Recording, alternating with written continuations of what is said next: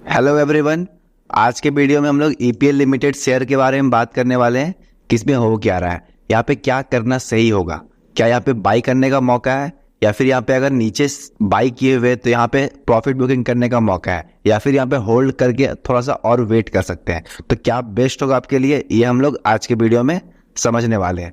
तो वीडियो को एंड तक देखिएगा और वीडियो पसंद आए तो वीडियो को प्लीज लाइक एंड शेयर जरूर कीजिएगा। तो चलिए समझने की कोशिश करते हैं कि इसमें चल क्या रहा है। आ जाएगा आप लोग भी ट्रेडिंग व्यू पे और आप लोग यहाँ पे सर्च करना है ईपीएल लिमिटेड और टाइम फ्रेम जो रखना है वनडे का टाइम फ्रेम रखना है। मैंने वनडे का टाइम फ्रेम रखा हुआ है, ठीक है।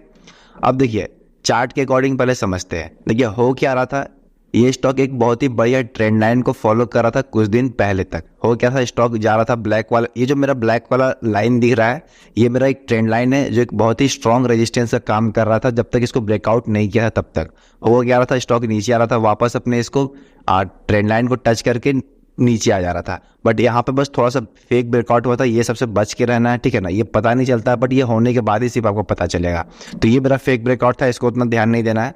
स्टॉक वहां से टच करके लगभग नीचे आ गया, फिर ऊपर गया तो फिर वहां से फिर नीचे आ गया, यानी कि ब्लैक वाले लाइन जो रेजिस्टेंस उसको ब्रेक नहीं कर पा रहा था।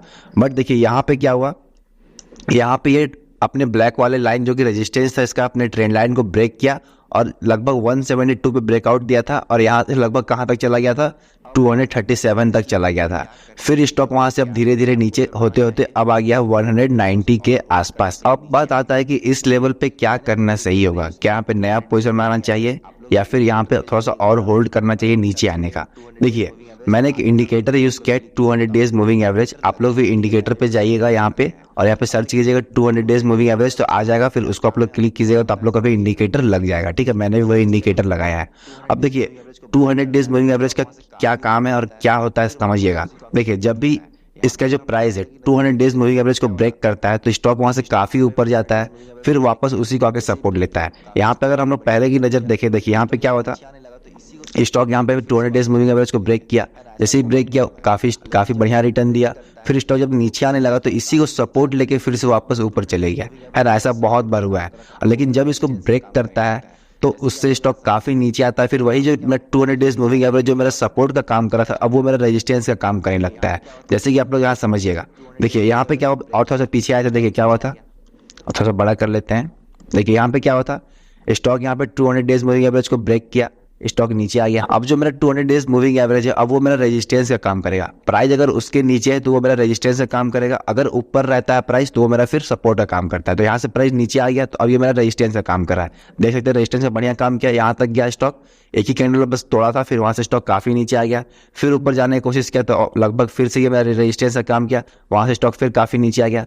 अब देखिए जैसे इसको ब्रेक किया स्टॉक मेरा काफी बढ़िया रिटर्न दिया। देख रहे हैं यहाँ से लगभग कहाँ तक चले गया था, 110 से लगभग चले गया था 130-40 के आसपास, जो कि बहुत ही बढ़िया रिटर्न था, ठीक है। तो जब प्राइस 200 डेज मूविंग एवरेज के ऊपर रहता है तो काफी बढ़िया सिग्नल होता है कि स्टॉक वहां से ऊपर जाएगा।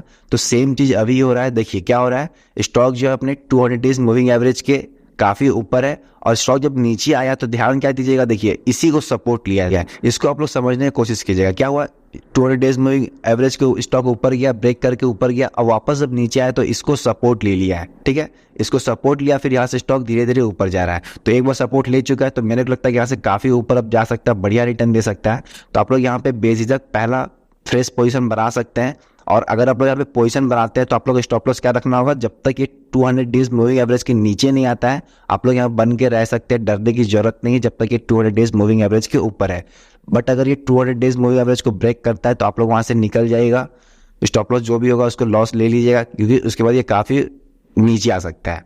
अब बात करते हैं कि जो जिसने नीचे बाई कर रखा है उसको क्या करना चाहिए। देखिए जिसने नीचे बाई कर रखा है बेस्ट तो यही होगा कि थोड़ा सा प्रॉफिट बुकिंग कर लीजिए, पूरा मत निकालिएगा, ठीक है। अगर 100% लगा है तो 30% निकाल लीजिए, बाकी 70% यहाँ पे रहने दीजिए। क्योंकि मेरे को लगता है कि जब ये 200 डेज मूविंग एवरेज से सपोर्ट लिया है तो फिर से वापस इस लेवल को टच कर सकता है जो कि 230 का है। तो अगर आप लोग यहाँ बाई करते हैं, नया फ्रेश पोजीशन बनाते हैं तो पहला टारगेट आप लोग का होगा 230 का और सेकेंड जो टारगेट होगा वो मेरा होगा 290 का, क्योंकि इसका फंडामेंटल काफी स्ट्रांग है, सब कुछ ऑल टाइम हाई पे चल रहा है। इसका प्रॉफिट देख लीजिए, सेल्स देख लीजिए, ऑपरेटिंग प्रॉफिट सब कुछ ऑल टाइम हाई पे चल रहा है, इसलिए मैं ऐसा बोल रहा हूँ। तो ये तो ओवरऑल एनालिसिस ईपीएल